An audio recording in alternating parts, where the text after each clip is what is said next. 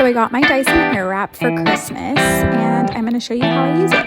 My hair is about 95% dry, and let's go.